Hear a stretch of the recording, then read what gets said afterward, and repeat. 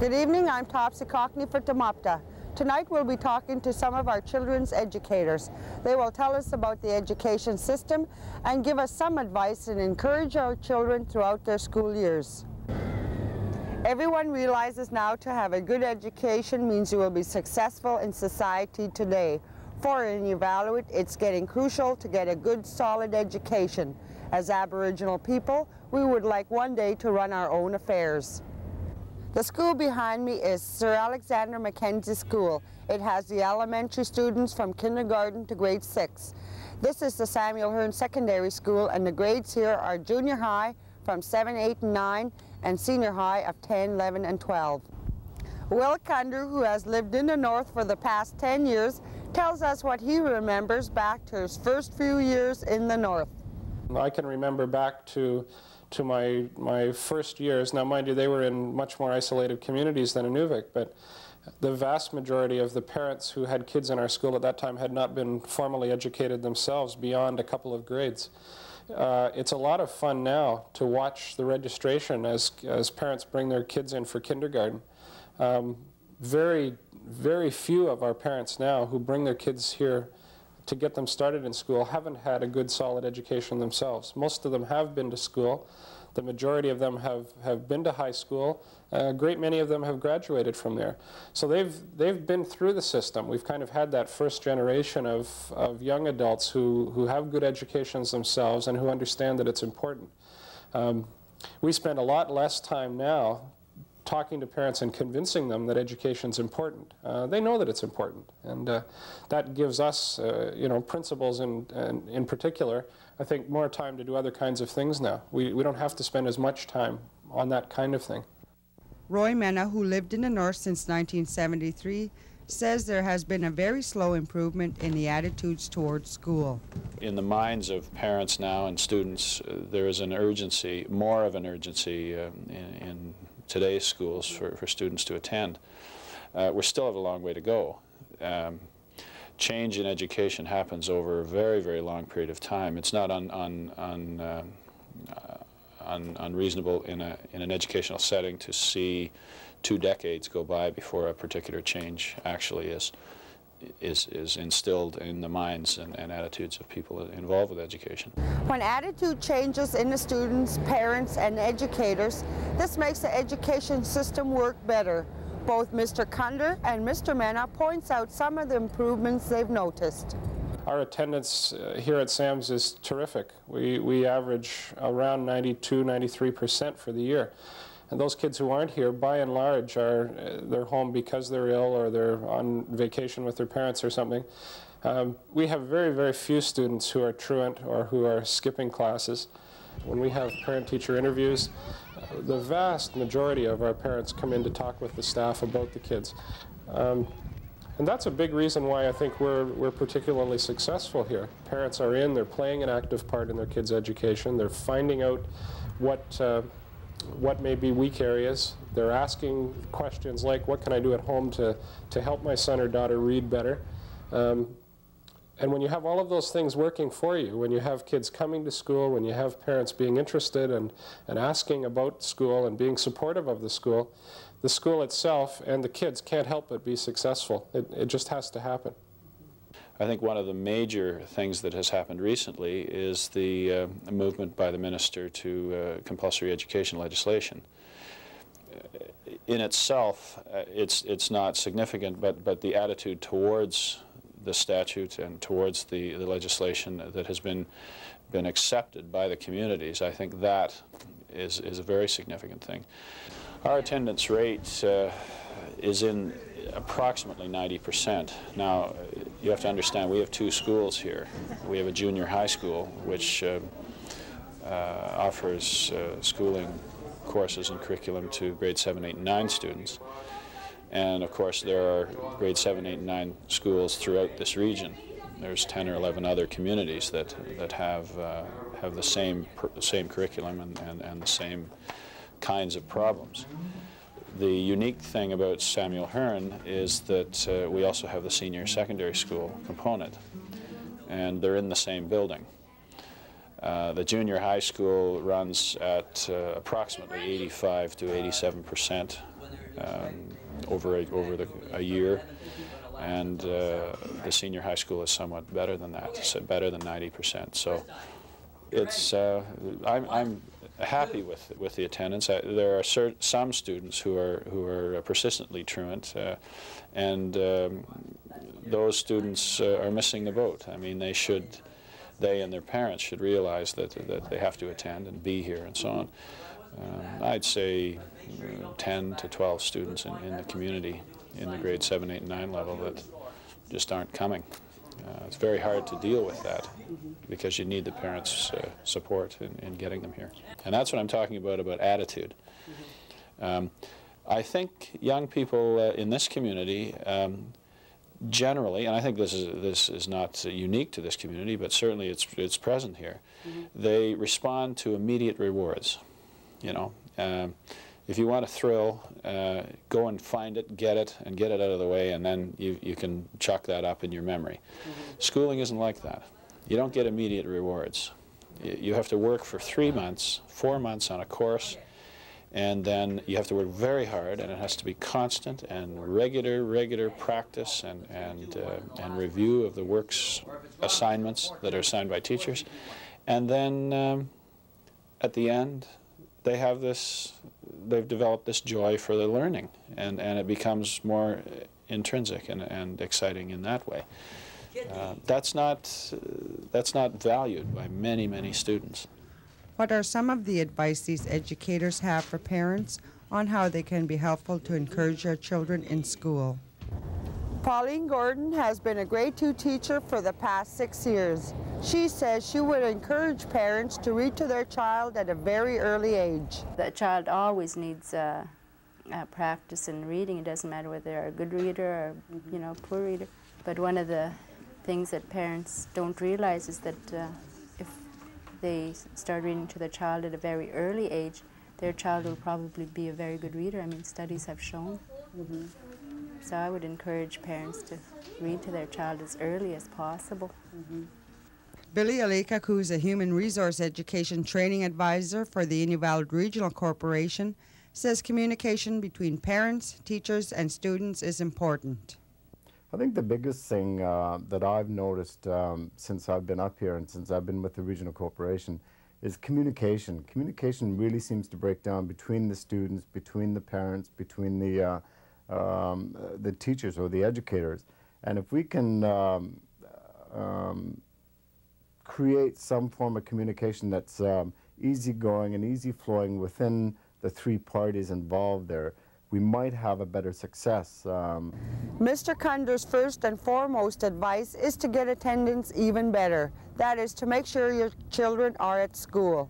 The other thing is to get parents to the point where they're asking questions about their kids, about what they're doing at school during the day. Asking them, what did you do in math today? What did you learn in social studies? And if parents show the kids that, hey, well, I'm interested in what you're learning at school, that's giving a really powerful message to children that education's important. I want you to get a good education, and I'm behind you in getting that. Making sure that that homework gets finished. Mr. Menagh makes a distinction between schooling and education. He says parents are educating their children every day just being in contact with them. He points out the school's job is to teach your children particular subjects, such as language arts, mathematics, and sciences. He finds the biggest problem is parents. And this is what I would tell parents. If they wish their students, if they wish their children to be successful in the normal course of the development economically and socially in a community, then they must force their young people to be in school to gain that formal education experience, schooling. The northern people and adults and so on are just beginning to realize that this has to be the case if the true value of schooling is to be realized by everybody involved. So that's what I would say to parents.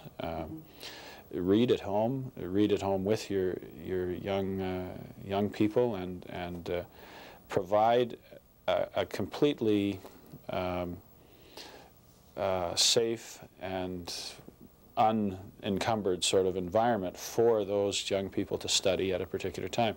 Not from grade 4 or 3 or 2, but by the time they reach grade 6, 7, 8, and 9, they should be establishing patterns in their daily routines, which are free from television sets and telephones and the refrigerator and all of those kinds of things that, even a radio, it's, I think it's very unwise to leave a radio blaring away when a student is trying to get his mind wrapped around a particular concept that's been taught in school that day. What are the biggest problems they still have in schools? I put forth this question to Mr. Kunder for the elementary level, kindergarten to grade 6, but he says there was no real major problems. When I asked Mr. Menagh for the high school from grade 7 to 12, he said some were truancy, the behavior problems with mostly the junior high students, and another were students who have very, very serious family problems and difficulty in their own personal lives. But what was the biggest problem he found? The biggest problem is a pervasive attitude amongst the students of just doing the bare minimum.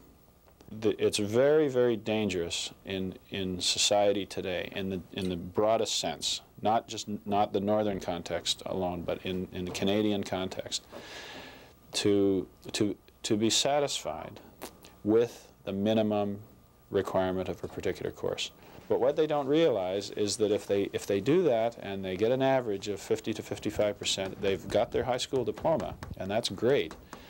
But when they go looking for another opportunity, they find that they're in competition with, in a college or whatever, they're in competition with students who have a little different attitude, and that is to get better than 50, 55%. What's really tragic when you meet many young people in schools who are quite happy just sitting there and waiting for the social promotion to be moved ahead because they're a certain age, and they haven't actually accomplished the objectives of the curriculum. We would like to see changes in education happening in our schools, if it is needed and if it is of benefit to our children. Both Mr. Kunder and Mr. Menagh were principals for the past 3 years at our 2 Inuvik schools. They tell us some of the changes that have happened.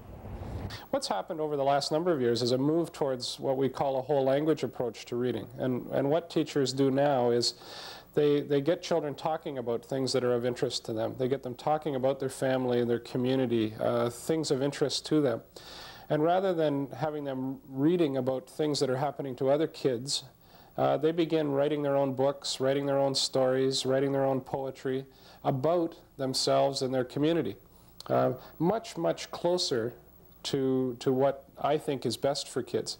It's a big change, and it's coming slowly. I'm very proud of the improvements in our Inuvialuktun program, and I think that that's going to be a major strong program in our school. The introduction of our science program 2 years ago. We now have a group of kids who are excited about science. I think a lot of kids just really turned on to science. That's tremendous. That's hopefully going to carry on when they leave here and go to the high school. Kids in the past, particularly Native kids, have not tended to have strength or interest in the science area. Hopefully we've changed that. The Inuvik Education Society and the Inuvik Regional Education Committee to have a semestered school. Now, it's taken 3 years to establish in the thinking of everyone involved with the school the idea of a semestered system. Previous to my arrival, there was a 3-year period, I think, 3 or 4 years, in which the school was timetabled in all-year courses. I think there was an attempt prior to my arrival in putting together an alternative program. Since my time here, we've been very fortunate in having a couple of teachers, Bill Warren and Gary Elliott, who've been involved in the SPP program, the Senior Practical Program in Home Maintenance, and to administratively put that together and again, think about the long-term consequences of certain decisions when you're beginning a program. And we've established a music program in the school here and support for the art and so on, and also in community events, gradually beginning to get students involved in in artistic events, performing arts events in the community. So those are a few things. I'm very proud of this school. I think it offers a range of service in schooling that would be matched or surpasses any other school in the territories. So. Culture shouldn't be brought into education, that education should be brought into the culture. That was the theme at the International Conference on Indigenous Peoples Education held in Vancouver early this year. Mrs. Gordon attended that conference. These are some of her ideas that should happen in education. First, I think maybe some kind of workshops for the teachers who are from the South, who are, you know, I'm not knocking Southern teachers, I'm just saying, you know, a lot of them are really fine teachers. It's just that I think that they require a bit more training on the culture in this area. I'm not saying that some of them aren't trying, because there are a lot of them that do try to bring the culture into the school. Other things that could probably happen is if the community were to get a little bit more involved too, I think, you know, we could get the response sometimes that we request. You know, like for having elders in and that type of thing. Sometimes it becomes pretty difficult to get somebody in and teach things to the kids. Elders coming in here to show them their dances and songs and stories. What sort of response did you get from your children? Oh, my kids loved to dance. They were so excited. I can tell you though, in September I had, you know, half my class, 3/4 of my class is boys. So they tend to be a little bit more shy. So in September when they came in, they were a little bit leery about trying new things. And whenever we do the dance, even just last Saturday when they were invited to dance at the talent show, we were practicing in here, and like they didn't want to sit down and work afterwards. Like they're so, they really enjoy that type of thing.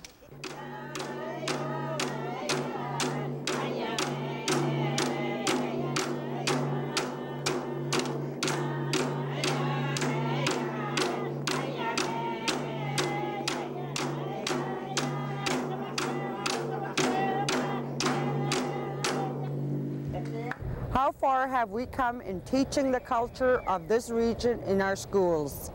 You know, we've gone from a stage where people came in and taught their own culture to a stage now where you have, I'm not going to say a great number of people that teach, you know, the culture to the kids, but you have a fair number. So we've gone from ignoring our culture to a phase where now people are starting to say, you know, it's very important that we teach the culture of the students that are here. But on the other hand, too, I think you also have to teach a little bit of the cultures that are of the dominant society, which is Caucasian. And you can teach that, you know, and I do a lot of other things, like we did the muskrat hunting, and they had to read their stories once they had read them, once they had written them. So they're exposed to not only the culture from the South, the dominant society, but they're also exposed to their own culture. So you have a two, and I think it balances out. One of the reasons why I talked with Mr. Alikuk is he works on Section 16 of the Inuvialuit land claims. That section is to get Inuvialuit involved as much as possible in a northern Canadian economy. In order for that to work is to start with education and training of Inuvialuits. How does he begin? Giving small presentations through the high schools at Samuel Hearn, and also Sir Alexander Mackenzie, and also the other 6 communities that are within our regional corporation's jurisdiction. The most important thing, I guess, that I try and stress on is the importance of education, and how that once you begin at the primary level and to complete the secondary level and then go on to a college or a university, but to carry on that education, not to go to grade 12 and to stop there, but to carry on from grade 12. The Development Corporation, the Inuvialuit Development Corporation, have awarded already two scholarships in business administration and commerce, and also the Inuvialuit Social Development Fund have awarded 2 scholarships in arts and sciences. we hope that this is only the beginning of a trend. Native language in schools. Is it important, and do the children enjoy it? It comes out in little things that we do. For instance, one child in my class was watching someone skin a caribou, and he just said, "I know what that is. It's a dut-dut." I mean, things like that. Like if they were ashamed of the language, they wouldn't be so willing to speak it. And I find, you know, if I say something in Inveralton, they want to know what it means or something. So they're not ashamed of it. I think they enjoy it. I see a tremendous need for our system to get our native language programs working successfully, not only from K to 6, which we're trying to do here at SAMS, but all the way from K to 12, so that we have young adults coming out of high school who have developed strength in their own native language, who can then, if they want to go on into teaching, tremendous. We don't have to, the teacher education program then doesn't have to spend time building strength in language. You know, hopefully they'll have it. So that's an area I think that there's still a lot of work to be done in. And it takes time. If you look at our language program here at SAMS, what we've attempted to do is add a year of curriculum each year. We're to the point now where we have a program running to grade 4. It's our hope next year that we'll be able to add grade 5. So that's kind of a slow process. But what we have got is a group of kids now who 4 years ago, went into the program and have had almost daily native language instruction. Now, if we can keep giving them programs right through to the end of their high school, those kids should, I think, be coming out with strength. You know, there's definitely a movement towards what you're suggesting, and that is to incorporate language instruction at the high school level. There's no question about that. The Deputy Minister indicates that for financial reasons and curriculum support reasons, it's very difficult to go beyond grade 6 in actual formal classroom instruction in Inuktitut or Slavey or Lushu or a particular dialect. Many natives are becoming teachers. They mainly teach at the elementary level. Mr. Kunder says they have been very strong, successful teachers, and that's a big plus for the school. I get a little concerned about the idea of native teachers for the sake of native teachers. I guess it's just because of the number of years that I've been in the North. My concern is first and foremost for a good, strong teacher. I don't think about the kids in my school as native kids or non-native kids. They're all our kids, you know. There's 380 kids out there. I don't think about my teaching staff as 5 native teachers and 20 non-native teachers. They're all teachers, and I would hope that they're the best. Given the choice of 2 strong teachers, I would certainly want the native one. I think the changes to the teacher education program that are in place now are going to ensure that the people who come out of that program are going to be strong teachers who are going to be able to step right into a classroom and assume control. What are some of the advantages in having native teachers? Well, I think the greatest advantage is that you can never really teach someone else your own culture. Like, it doesn't matter how many courses or how many degrees they have behind their name in you know, that culture. If they come up and say, well, I took a course on Inuit, but that doesn't make them an expert. Like, you can never ever really truly know a culture unless you've lived it. I asked Mr. Kunder and Mr. Menagh if they feel native children have a different way of learning. This is an interesting area, and it's one where there's a little bit of research going on now in the department to look at learning styles. And I think what they're going to find is that even amongst Dene and Inuit people, there's a big difference there too. So, you know, we have such a mixed bag of kids here. Teachers are constantly being challenged to find different ways of reaching kids, you know. So the answer to your question would be yes. I think there are different learning styles, but again, all kids learn differently. So it's a real challenge for people in education to find the right fix for each individual kid. I think that because of the second language problem, the linguistic and mathematical things are not what the native students. They're more. They must have a perceptual and visual and concrete example to work with. Most. Now, these are very general comments. That isn't to say that there aren't native people who are very good linguistically. Mm-hmm. Not at all. But as a general sort of theme, in human nature, I believe there are more than one kinds of ways of interpreting. There's more than one kind of way of interpreting intelligence. I'm convinced of that. There are people, native people, who are exceptionally good hunters. I'm not. It's because I haven't been exposed to it, and I haven't learned those skills and extended my intelligence in that area of dealing with the land and all of that sort of thing. But native people have. Regardless of what you want to do in life, you have to have an education. When you're an older teenager, you've got everything you need then to make a decision. If you want to go on in school and finish high school and go on to college or university, you've got the skills to do that. If you want to work in a trades area, great, you've got the background that you need to do that.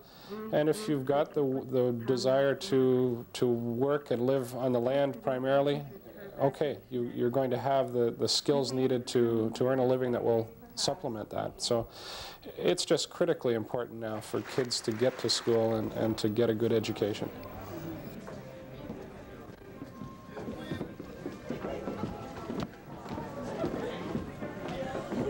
My name is Marie Malagana, and I'm from Aklavik, Northwest Territories.